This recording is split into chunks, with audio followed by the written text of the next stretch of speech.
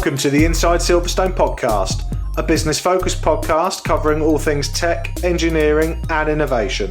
Hosted by me, Chris Broome, a huge tech, motorsport and gaming fan, and also the owner of Longhurst, a firm of lifestyle financial planners and independent financial advisors located in Silverstone, Northamptonshire. This is a series of unscripted and unpolished conversations with leading business owners, thought leaders and high-tech talent where we discuss their experiences within the Silverstone business and motorsport region. We will also be asking them to share their knowledge, insight and their thoughts on the future just for you. If you're looking to learn more about the Silverstone high growth region and commercially connect with like-minded peers, you've definitely come to the right place. Welcome to Inside Silverstone. Welcome to the next edition of Inside Silverstone. My name is Chris Broome and I am your host. Today I am delighted to finally welcome to the show an old acquaintance, an old friend, Chris Murdoch, who is a bit of a tech entrepreneur but also involved in recruitment. So we thought we'd bring him on the show to talk about all of it. Chris, welcome to the show. Thanks very much, Chris. Thanks for having me. Absolute pleasure. So as is customary, Chris, we like to just provide a quick sort of career snapshot and an update on where you are today work-wise, just so our wonderful listeners sort of understand why we've asked you to come on. So let's talk about recruitment. So your sort of background, genesis behind all of this, and the evolution into tech and becoming a tech entrepreneur is recruitment. So talk to us about your sort of recruitment career and basically where you are now and what you're doing. Yeah, okay. So I'm director of a tech recruitment business called Provide. So we're based in Knoll Hill in Milton Keynes, but yeah, service kind of, predominantly the kind of UK tech market, but we've got customers in Europe, got a few in North America, some out in the Middle East as well. Part of a bigger group called TXM, so the TXM group. But Provide is the kind of technology recruitment arm within the group, basically. But yeah, sort of historically, just going back, I've been involved in technology recruitment now it must be coming on for about 13 or 14 years. Like, I can't believe actually saying that. It's just a ridiculous amount of time. But yeah, so about 13, 14 years. And funnily enough, my recruitment career started at Provide. Because I was a hiatus in the middle where I wasn't working with Provide, left really amicably, set up my own business, doing the same thing.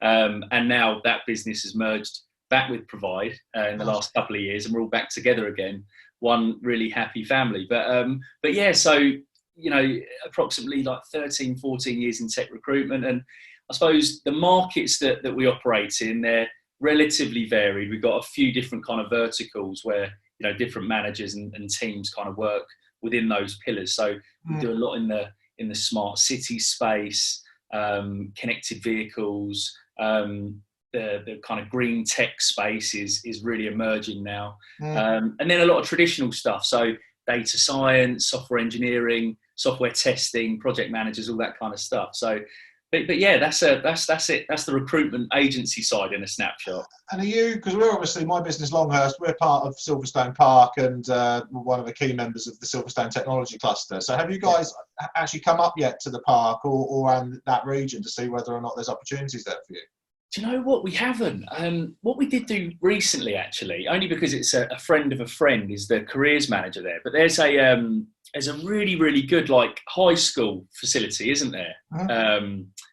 On campus. I forget the name of it. University Technology College. Yeah, that's right. The technology, Silverstone Tech College. So I know she's actually one of the parents at the school that my children go to, and Helen is the careers manager there.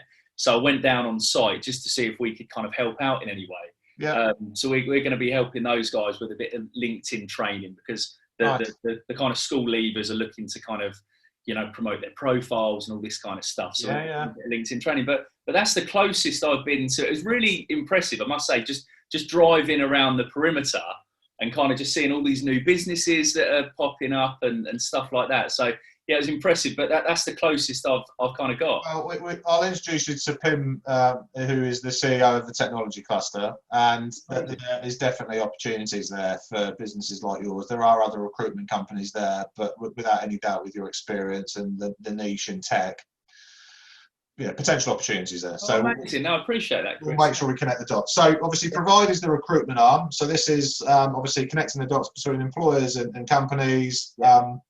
Clearly we're recording this in the middle of COVID, so it's going to be a silly question, but how's business and how are you guys adapting to what's going on at the moment? Yeah, I think look, like everybody, when things really kind of kicked off with this whole pandemic, you just go into kind of panic mode. I think it's a natural thing, and Human nature, right? It's human nature. You really don't want to go into that zone, but you immediately, certainly for the first 24, 48 hours, maybe a little bit longer than that, you start really fearing the worst and thinking, wow. But I think, as the days go on, certainly, rewinding, I can't even remember when this really started kicking off, but it must be six weeks or so now, is it? 7 weeks. But I think as the days have gone on and as the weeks have kind of rolled into one another, you just start seeing lots of green shoots, and that the world is still moving, that there is still business out there, and things haven't been so bad. So we've obviously, we've certainly dropped. We're not doing the same level of business that we were doing 2-3 months ago. There's no doubt about that. However, I think that we've adapted really well. We've had to kind of pivot a few times in some different directions to make sure that we're maybe helping companies now in a way that we weren't necessarily helping them 2 or 3 months ago.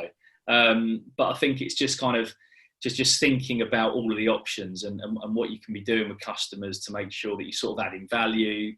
And when we do kind of whatever the new normal will be when we come through this, you're a company that they kind of think, yeah, actually, they did some cool stuff with us actually in quite a difficult time. And, we want to definitely continue working with those guys. So we're in that kind of zone, really.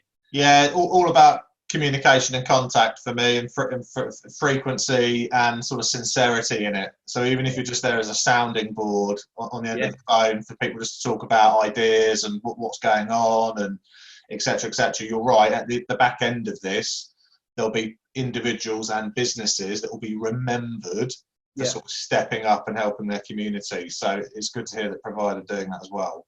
And one of the ways you're going to help and continue to help is through some new software, a new service that you guys have already launched. It's sort of in beta stage at the moment, because I've had a look at the website. It looks very good, very nice website. Talk to us about Voyse. What is Voyse? And as a business owner myself, why could it help me sort of move my business forward from a recruitment perspective? Yeah, so in its simplest form, Voyse is a recruitment marketing software platform, SaaS platform. So at a really high level, it helps companies attract and engage top tier talent. It's what everyone's looking to do, and we make that process really easy. So we also help companies, ironically, become less dependent on recruitment agencies. We know where the market's going. I think everybody that works in the recruitment industry knows that companies want to become, less dependent on agencies, and they want their cost per hire to reduce. Because some companies, they're paying upwards of 8, 10, 15, 20,000 pounds per hire, and those, they're justified figures, absolutely, because an awful lot of work goes into finding those people and their big campaigns, but companies naturally are wanting to do more and more of this work themselves. And Voyse makes that process really easy. And the reason that we've kind of gone down this route with Voyse is that ultimately we can see market trends, and we can see that companies are doing more of this. So if we can kind of help them on that journey and still be working with them in a slightly different lane, then that's what we'll do. But to give you a slightly deeper insight, it just Voyse just makes it super easy for companies to create really immersive showcases for targeted groups of people or talent pools. So if you're company X and you've got a technology team, you've got a sales and marketing team, you've got back office and payroll, you've got cleaning and all sorts of other sort of business units. They're all really, really different, and the people that you're trying to attract are all really, really different. So a traditional careers website serves a purpose, and it will work to a degree. But what Voyse does, it complements that careers website, and we've got satellite hubs that are primarily video centric, and they're just designed and built to really engage those targeted talent pools and groups of people. So you guys will build those sort of satellite sites and hubs, and you said video content, which I think is even more important right now. Who produces that content? Yes, there's a range of services. So at its kind of simplest form, we've got the software. So we can say to a company, right, there's the keys to the software. And if you've got, designing the hubs, we've made that process really easy as well. So even if you've got it doesn't even need to be an internal graphic designer. You might have a marketing intern, for example. They can build these pages. And the way that we've created the software, it's really easy to plug and play content. So if you've got images on Instagram and you've got videos on YouTube and all this other great content, we've made it really easy to export and pull down this content, plug it into Voyse to create these immersive hubs. But we also offer a service over here, which is the kind of, end-to-end, graphic design, videography, editing, the whole kind of 9 yards, nice. If you want everything looked after. So we cater for kind of both ends of the spectrum, really. Okay, and which is great. That sounds brilliant, especially for businesses that might not have the internal teams to help do that. Brand. How important is brand? Because clearly this is a way of enhancing your existing business and how you are publicly seen. So now in COVID, in lockdown, where people are furloughed, people have been made redundant, people are thinking to themselves, do I really want to be commuting 3 or 4 hours a day into London and back or wherever? Yeah. Actually, I can do this at home. Why is creating a believable and authentic brand important? I think, all the statistics point towards the fact that, especially if we look at millennials, okay, so I think millennials are anyone between the age of about 24 and 40, for example. I am, but still a millennial, Yes, we're both just in there. We're all right. But all the statistics point towards, millennials need that kind of transparent shop window experience before they buy anything. It doesn't matter what it is, a new job or, a pair of trainers or whatever. But for companies to be able to provide that genuine kind of, look through transparency into culture, into, what's the leadership team like? What are their values like? What do their employees say about them? But that genuine kind of insight, millennials, and statistics kind of back this up everywhere, millennials need that. But the values thing that I touched on there is a huge thing as well, because again, millennials are really values driven, and it's not just about the money. It's not just about working with the best technology. It's like, that company over there are huge on working with these charities, or they've got real values in this area, and that person might really align to that. And it's about companies being able to showcase what they value and what their values are. So again, the right millennial talent can kind of, align themselves to that. So I think right now more than ever, it's just really, really important for companies to be able to kind of amplify the employer brand and showcase the employer brand, because I think with the whole thing around COVID as well, it's quite a poignant time for employer brand, because, how are these companies treating staff in this crazy time that we're all going through? Yeah. And again, to be able to get some form of insight to what that looks like for people that work there, and then ultimately people looking into potentially thinking about working in that company, it's a poignant time, because I think there's obviously going to be some companies that aren't handling it very well, and this is a new situation for everybody, but there are some companies that are just doing such a phenomenal job in these ridiculously hard times, and showcasing how they've adapted and how well they're treating employees, and the measures that they're taking to make sure everyone feels good and their well-being's good. Being able to have a storytelling platform, or being able to tell those stories in any way, is just really, really important at the moment, I think. And Voyse does that. Yeah, absolutely. It just makes it's a storytelling platform. It sounds a little bit cliche, really, but it just makes it really easy to kind of put those stories together, get that content together, and get that kind of narrative out there in a really easy way.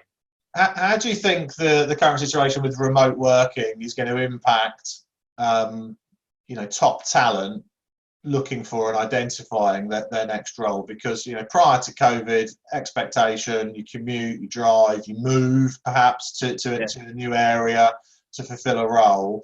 But are millennials, and indeed anyone older than that, and of course, younger than that, are they now going to look at this and go, actually, quality of lifestyle, transport, cost, I'm prepared to take potentially slightly lower income to work for another company, but if I get a bit more freedom, I don't know. What do you think could happen with that? Yeah, it's a really interesting one, because it's this is kind of a new zone for so many people. I think first and foremost, I think a lot of companies are realising that, wow, you know, everyone's working from home and the business still works. You know, this is crazy. Which I think a lot of companies kind of thought, you know, companies of, I suppose, you know, 15, 20, 25 people, that transition is probably a lot more straightforward. But obviously there's enterprise businesses now where everyone's working remotely and they're still operating at a great level. So I think, firstly, companies and leadership teams are now realising that you don't need to be sitting next to the person or the people or the teams for the wheels to still move. So I think that realisation is setting for a lot of companies. So I think there's definitely going to be a lot more fluidity around people's attitude towards remote working, I think, which I think is a great thing, by the way, because I think for accessing top talent, it's an absolute necessity. You know, people need, I don't think it matters what kind of industry you work in, what kind of vertical you sit in. I think to have that level of flexibility in a job, I just think is really important to a lot of people. If you want to go in the office and you want to spend time there, I've got 4 children, for example, as you know, Chris, and you know, for me to go into the office now and again is actually an absolute luxury. So I definitely want the option to be able to go in there, but it's also really nice to spend some really quality time and you know, still work hard and, you know, get the hours in. But I think that's the headline point for me is I think companies are just going to be a lot more open-minded to it, and I think so they should be if they want to be, you know, engaging their staff and attracting really good people. It's definitely the attitude I think they should have. And Voyse presumably isn't sort of industry agnostic, as it were, as in it's not focused on. So it is industry agnostic in that it's not just focused on tech businesses. So presumably, you know, I run a financial planning wealth management company, for example. We could engage with Voyse, or, you know, I run an engineering business, or I run whatever. We could potentially engage with Voyse, create these sub hubs, as they were, these satellite hubs, and start attracting and promoting it to, you know, pools of talent. Yeah, absolutely. Yeah, to give you an insight, you know, we're working with a global logistics company at the moment, several technology businesses. We're working with an automotive company, a couple of companies in the rail industry. So a real kind of, you know, a real breadth of companies. But yeah, like you rightly kind of highlighted, Chris, it's just companies that are looking to attract great people themselves, less dependency on agencies, and they're really looking to give those people and that talent an insight to their business and do that in a way where they can kind of really communicate and kind of amplify their employer brand. So that kind of, you know, that works for companies. And presumably the talent would then engage directly with the employer, but presumably if the employer wanted provides assistance to help sort of sift through the inquiries and identify and indeed even help interview some of these potential candidates, you can help do that. Yeah. So we offer like hybrid models as well. So there's the models where companies can kind of take Voyse, take the keys to, you know, the back end of the system, and they can plug in their own users, plug in their own content, do everything themselves, manage applications and all that stuff.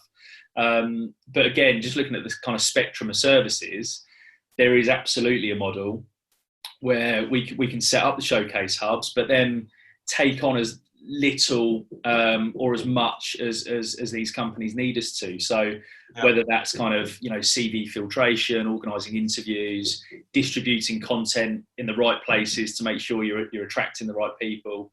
Yeah, so absolutely, that hybrid model exists as well. Okay, and so I'm going to make sure that the website links for both Provide and Voyse are in our show notes so that our listeners and people viewing us on YouTube can find you. But how do you just verbally, how do you spell Voyse? Because it's not spelled how you think it is. What is the website? Yeah, VOYSE. So it's voyse.io. Okay, so that's the website. And as I said, we'll make sure we leave links in the show notes.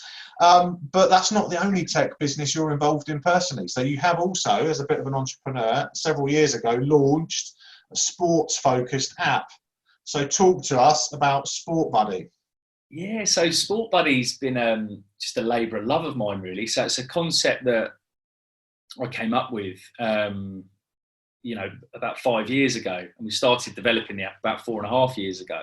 And the app's been operational in the Milton Keynes area. We've kept it kind of geographically focused in Milton Keynes to just make sure that we were kind of building the business model, but more importantly, we were kind of focused on one community and really trying to help one community, and nailing that, we know that we can kind of, expand outwards. So it's been great. I've absolutely loved kind of building it with a team of people, and we're working with some great gyms and boot camps and fitness studios. And what is the app? Yeah, so it's a Sport Buddy. Basically, it's a sports networking app. So it brings together people that have got like-minded interests in sports and fitness. So simplest level, if you're looking to, you live in Toaster or West Milton Keynes, and you're looking for an intermediate tennis partner, within a 1 mile radius or 3 mile radius, or maybe someone that's the member of the same gym that's got tennis facilities or tennis club, you can find those people and engage with them and chat with them and organise games really easily. Okay. But there's also a marketplace element to it as well. So if you're looking to join a new gym or a boot camp or a fitness studio, or you're looking to engage with a new personal trainer or a sports coach, there's a marketplace in Sport Buddy where you can find and engage with those people as well. And presumably some sorts of discounts and offers from sports clubs or anything to try and entice people in. Yeah, there's an offers section in it. So yeah, the offers section is basically like a Groupon for sports and fitness. Click in the offers and you can scroll through. So it might be half price on a gym membership, or it might be your first month's free at a tennis club or whatever. But there's some really good offers in there actually. So, director of a recruitment company, building a recruitment type content marketing website called Voyse to help businesses build brand. Running a household of 4 daughters, wife, cat, a dog. That's the hardest one, by the way. And of course, and also got a Sports Buddy app. Obviously, that's a lot going on. So presumably from the Sports Buddy app, have you got any hopes for the future? Because it's obviously focused on Milton Keynes at the moment. Makes completely sense. You need to stress test, try and break it, know that it's not broken. You can then build it. What are your hopes and ambitions for the future for it? Yeah, look, I've got every faith in Sport Buddy. It's been a longer journey, to where we are now than I thought it would be. I thought it'd be nationwide, and I thought we'd be maybe even beyond that by now. And the realisation sets in that, without millions of pounds in like fundraising and in regards to kind of money from investors and being able to pump that into marketing and generating tens, hundreds of thousands of users, it's difficult to scale. But we are at a stage where the team of us that are involved in Sport Buddy still have huge ambitions. So my ambition really is to continue developing the app in the isolated way that we are in Milton Keynes. Hopefully within a year we've got it in a handful of other cities in the UK. And people are using it and benefiting from it. I think ultimately it will be successful if big groups of people in localized areas are kind of using the app to get more fit, meet more people, increase the variety of sports that they're involved in. If people are actually doing that, then that's great. Anything that comes beyond that, brilliant. It'd be great to have something beyond that, but that's the next step really. Yeah, and as you said earlier, you're helping the community, right? So Milton Keynes is your community. That's where you're living and running businesses. So it's the right thing to do. and certainly post-COVID, great opportunity for people to get fitter and more healthier. So we'll definitely make sure there's some links for that website and the app in the show notes as well. So certainly, thanks, Chris. And a lot of those from the Silverstone Technology Cluster, because I know you're listening. Check it out and get fit and get fitter, right? And we can talk about it at the next. Hasn't that gone quickly? So I'm going to sort of start closing this down because you've got to get back to managing four young daughters. So some sort of final questions. So sort of post-COVID, what's the one thing you're looking forward to the most?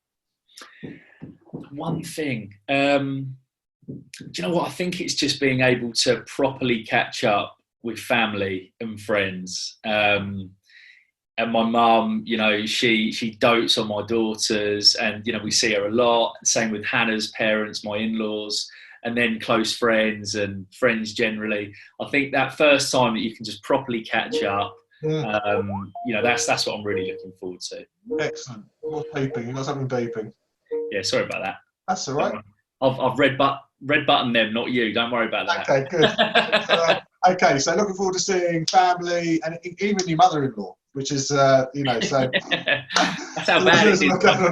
Right, next question. Embarrassing mistake or embarrassing story. So we like to just have some fun at the end of the show, try and embarrass a few people, share some funny stories that we can all laugh at. So I've known you for a few years. I know there must be something in your locker that we can share. So embarrassing story. Embarrassing story. Okay, so in this, personal, business, anything, whatever. Okay, well, there was. Okay, so there's a memory that I've got, and this isn't the best example, but it's the one that I can think of immediately, the one that immediately comes to mind. But I remember when I first got into recruitment. So this, as I say, 13 or 14 years ago, whatever it is. I worked really closely with a guy called Chris Lemon, lovely guy. He was one of the managers, and I was kind of under his wing. He took me to a couple of my first meetings, and I remember going to London when it must be my first or second ever meeting, I think, in the professional world, business to business, not really knowing what I was doing, really kind of wet behind the ears to the whole situation.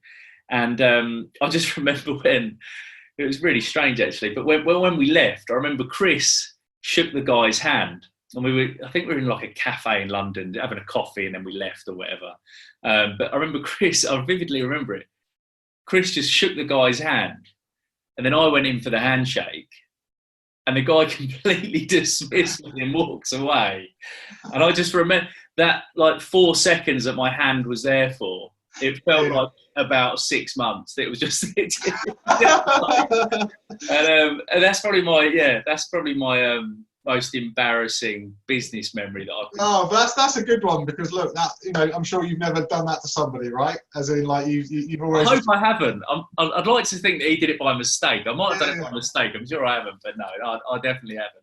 Oh, look, that's just a rite of passage, right? Doing those types of silly little mistakes, and sort of do the handshake and then do the hair and all of that sort of jazz. So good, that's really good. Right, very last question. So we've got students listening to the show, including some from the Silverstone University Technology College, plus others from Spon in Toaster, which we spoke about off air, and some in Northampton. So we like to share nuggets of life advice. And so if we take you back to when you're 18 years old, you're leaving Van Dyke School in Leighton Buzzard, who were our arch enemy, because I was at Cedar School in Leighton Buzzard, so you were our arch enemy.